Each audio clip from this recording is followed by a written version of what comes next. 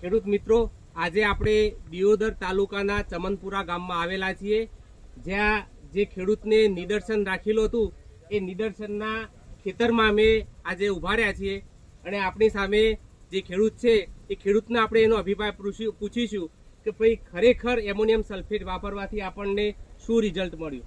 શું નામ છે તમારું? મારું નામ પટેલ પૂંજાભાઈ કમાભાઈ, ગામ ચમનપુરા, તાલુકો દિયોદર, હા, જિલ્લો બનાસકાંઠા. હવે તમને અહીંયા જે નિદર્શન આપવામાં આવ્યું હતું એ નિદર્શનમાં એમોનિયમ સલ્ફેટનું રિઝલ્ટ તમારા તમાકુમાં કેવું રહ્યું આ વખતે?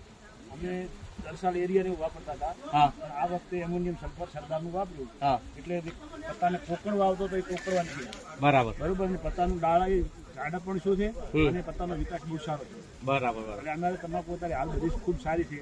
એડે કેડે અમે તમાકુ આવી ઉભી છે, આ પત્તું તમે દેખી શકો છો. બરાબર. આની પહેલા તમે શું વાપરતા હતા? પેલું સલ્ફર એરિયા વધારે વાપરતા, યુરિયા વધારે વાપરતા હતા. એરિયાના પડતા આપણે કોકડવા આવતું, કોકડવા આવતો તો એમોનિયમ સલ્ફેટ વાપરવાથી કોકડવા કેવું નહીં? નથી આવતું. એનું બધું વિકાસ પણ સારો થાય છે અને પત્તાનો દળ પણ સારો થાય હમ.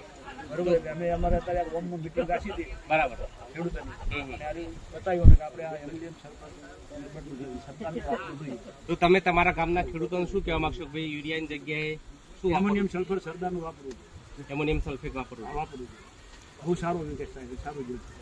તો આપણે ખેડૂતના મોઢેથી આપણે સાંભળ્યું કે ભાઈ યુરિયાની જગ્યાએ કે એમોનિયમ સલ્ફેટ વાપરવું જોઈએ અને આપણને રિઝલ્ટ કે અહીંયા દેખાય છે. આ એમના કમર સુધી કે ઊંચાઈ સુધીની તમાકુ વધેલી છે અને સારામાં સારું એમને કે રિઝલ્ટ આપણને જોવા મળે છે. પત્તાની જાડાઈ બહુ થઈ છે, પત્તાની જાડાઈ વધી છે, એની પહોળાઈ વધી છે. પહોળાઈ વધી છે. એટલે આ વસ્તુ આપણને કે એમોનિયમ સલ્ફેટ વાપરવાથી આપણને કે નરી આંખે દેખી શકાય એવું રિઝલ્ટ કે તમાકુમાં ખેડૂતને મળેલું છે. ખૂબ ખૂબ ધન્યવાદ.